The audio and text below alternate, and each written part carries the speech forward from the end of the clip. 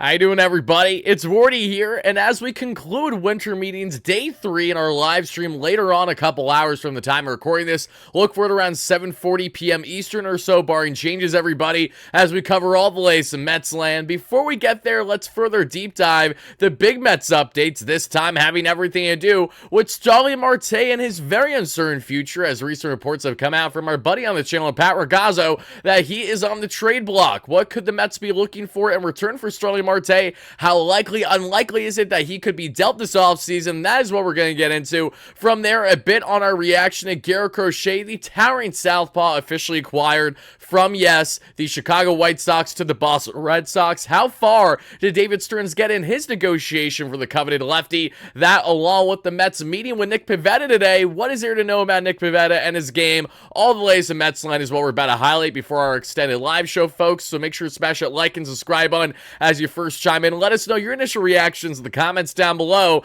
And thank you all so much in advance for hearing from our amazing sponsor here at BetUS that has you covered with all your sports betting needs. Head over to betus.com.pa today, folks. That way you too can use Wardy's promo code at YouTube150. That way you too get a 150% bonus on your first deposit, $125 on your second and your third, up to $2,000 for whatever you want to bet on sports-wise. And we have our Juan Soto future props right here, right now already, everybody. Juan Soto to get over or under 35.5 home runs. We're hammering that. I think Soto's going to be pushing north of 40 again next season. We also look at Juan Soto there at over or under a 285 batting average. I'm hammering the over there at minus 120, along with my third leg, which is going to be that yes, Juan Soto will hit 2 or more home runs in his 6 games at minimum against the Yankees this season, because if I'm not mistaken, we have 2 Subway Series matchups this year, different series, and they have expanded from 2-game series to 3-game series. So should that hold true, I like Juan Soto's odds quite a lot in his matchups going up against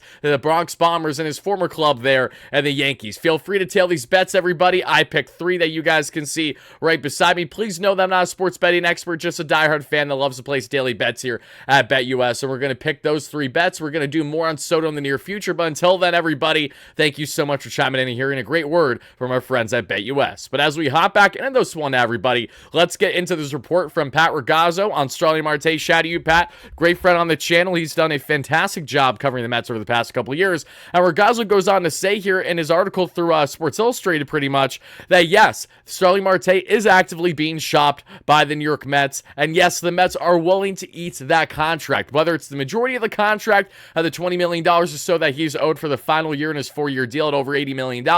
Whatever it may be, the Mets are interested in not only trading Starling Marte, but reportedly they are seeking some type of reliever in return. So as we know, David Stearns is going to be very savvy and smart in his bullpen pickups this offseason, but coming to find out that Starling Marte could be essentially a salary dump for a solid reliever, I'm not opposed to that at all. And listen, this is nothing personal against star-studded Starling Marte. He's had some great heroics for the Mets. Let's not forget, in a bounce-back year for Marte at the age of 35 and 94 games last season, 7 home runs, 46 runs scored, 40 RBIs, 16 stolen bags, a 269 average, a 327 on-base percentage, and a 388 slug for a 104 WRC+. Before a Starling Marte, who's now entering his age 36 season, is not getting any younger and is more and more of a DH than certainly what is obviously a liability in the corner outfield. And knowing that the Mets probably want to have more, not only positional diversity at the DH position, but more power than anything else, you're getting far from that consistently from Starling Marte. And while yes, you might be able to keep him healthier by keeping him off the field,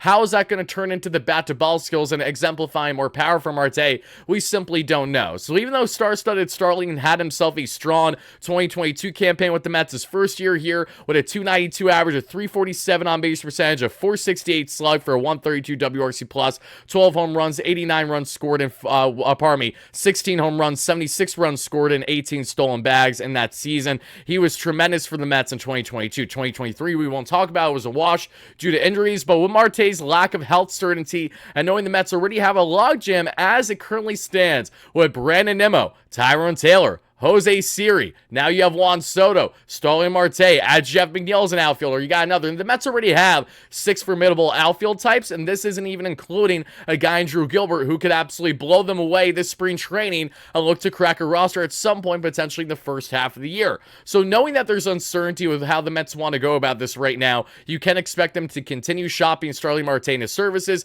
in hopes of getting their reliever back in return for a salary dump type situation. Marte, if you are traded this offseason, I wish you so much the best in your future endeavors wherever you may land, and I greatly appreciate you and your service that you did for the Mets over the years. Thank you so much for that, star-studded Starling Marte. We have not forgotten you. Now, to go from Starling Marte, everybody, let's get on now to another man, and this is a man that the Mets wanted a lot, certainly a decent amount, and we're going to highlight here from Jeff Passan, who was one of the first to break this, that we saw that the Chicago White Sox are officially trading, yes, Garrett Crochet to the Boston Red Sox, and in return, we saw the Boston Red Sox gave up their top 3, 5, 12, and 17th ranked prospects per ESPN, including their coveted catching prospect there in Kyle Teal. Garrett Crochet, who I absolutely would have loved in this Mets rotation, that goes without saying, as a guy that, yes, the Mets fell short on, but had a lot more to do with the Red Sox after falling short of Juan Soto, needed to make a splash after seeing Max Fried, another arm that they really liked,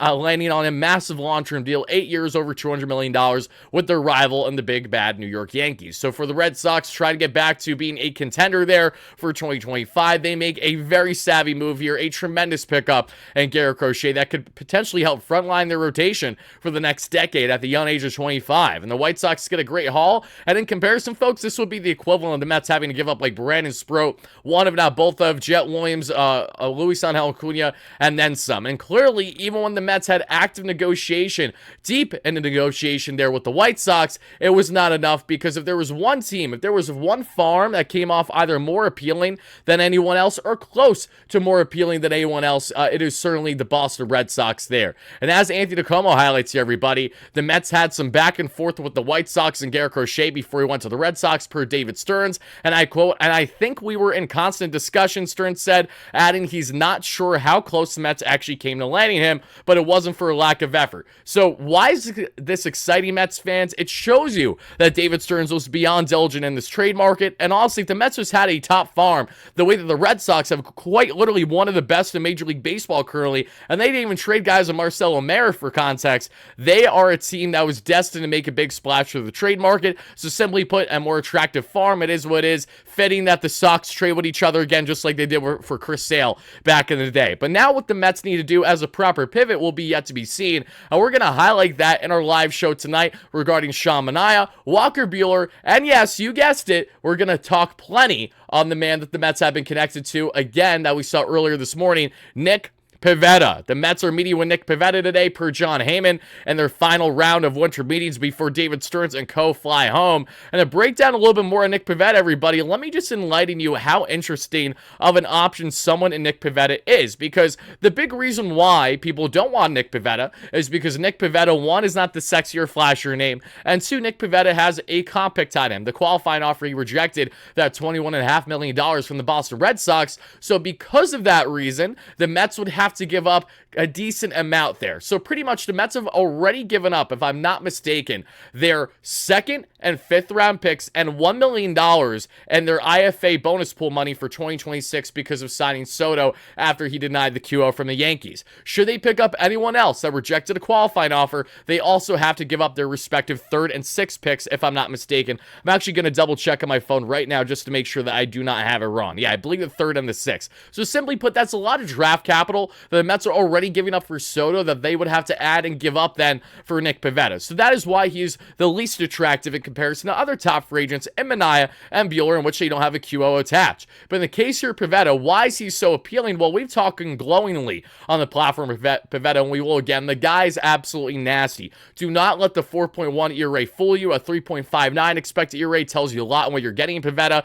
Roughly 150 innings with the Red Sox this past season. A 3.31 SI ERA. A guy that understands his familiarity with the NL East during his time with the Phillies, where he was more batting practice then. Since then, in a fantastic pitching pitching lab the past couple years for the Phillies. We've seen Pivetta sit right around there at 10 to 11 K per 9 to sitting right around at 2 walks per 9, which is why you see on his career right around at 10 K per 9 to 3 walks per 9. Nick Pivetta has been a very strong and very really articulate starter, I'd rightfully argue here, when we look at him for the Boston Red Sox. And these are the disgustingly good Garrett Crochet baseball savant numbers that sadly I can't admire anymore in hopes of him landing with the Mets.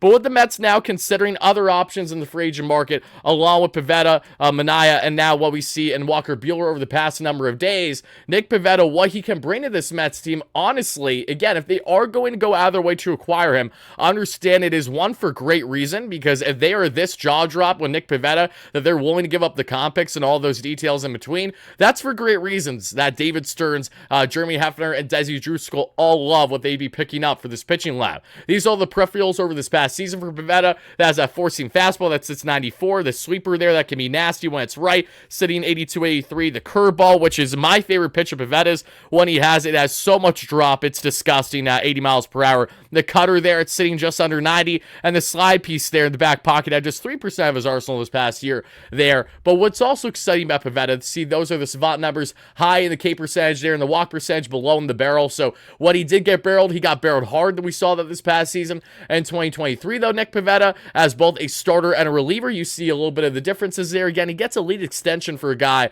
at 6'5", 210, so he's really taking advantage of his frame there. But you're also getting Pivetta that understands how to be utilized as both a starter and reliever. He's coming off of 3 straight seasons, even including as a starter and a reliever in 2023, where he posted 183 strikeouts. In 2022, as just a starter, he posted 175, and then in 2024, he posted 172. Just for context, he had 183 strikeouts in 2023, where he only started 16 games out of 38 and pitched 142 innings. The K per 9 in 2023 was over 12. It was absolutely stupid. Now in 2024, comes back down to earth a little bit because he's back to being a normal starter, but he's been utilized as a closer, as a setup, as a multi-aim reliever. Pivetta has been thrown in every situation imaginable and understands how to handle the big market, as he has been handling the past couple years with the Boston Red Sox. So in the case of Pivetta, he checks off a lot of boxes on what David Stearns is looking for this offseason, on guys that fit the mold for this rotation, are comfortable to handle a 6-man rotation. That Stearns is on record with the media yesterday saying that we can essentially expect to happen, at least to begin this season, is the same way that Nick Pivetta, if the Mets land him, yes, you're giving up a lot of compensation, but please understand and buy into the David Stearns philosophy. I think all of us should have learned by now not to judge the man and judge a book by its cover before we find out further details how these players are going to pan out in Queens. The current Mets rotation as things stand right now, in no particular order, is Kodai Senga, David Pearson, what we're also going to see there now in Frankie Montas, Clay Holmes, then you have Paul Blackburn, Tyler McGill, and obviously Brandon Sproat, who's looking to crack the team out of spring training potentially. The Mets have plenty of depth, but they're still looking for more quality. So whether that is a Manaea, a Buehler, a Pivetta, and potentially Roki Sasaki come that signing period that we're going to see right around January 15th or so, God willing, the Mets find themselves landing one, if not multiple starters before the offseason concludes, and expect them to be continuing to not only search in the free agent market, but plenty in the trade market. And I think especially after Garrett Crochet has now landed with the Boston Red Sox, don't be surprised if you hear rumblings of the Mets reportedly connected to either Dylan Cease coming out of San Diego's camp, in which he's been in active trade talks. Michael Cain's name has been thrown out there recent too, which I know the Mets would love and fits the bill to a degree, but also one in the division that we talked about as a trade target going back over the past month, and Jesus Luzardo, a crafty young southpaw that's a flamethrower that checks off a lot of boxes for the Mets in the short and long-term bill, and is going to cost you less capital than what you gave up in the Red Sox for Garrett Crochet with Chicago. Mets fans, let me know your initial reactions to all the latest news that we broke down for each and every one of you. And again, be on the lookout, as I will have a live stream up for you guys on our latest Mets Free Agent Frenzy stream, Night 3, Day 3, the final day of winter meetings there in Texas. What will happen for the Mets? Are they going to sign Jonathan Loáisiga?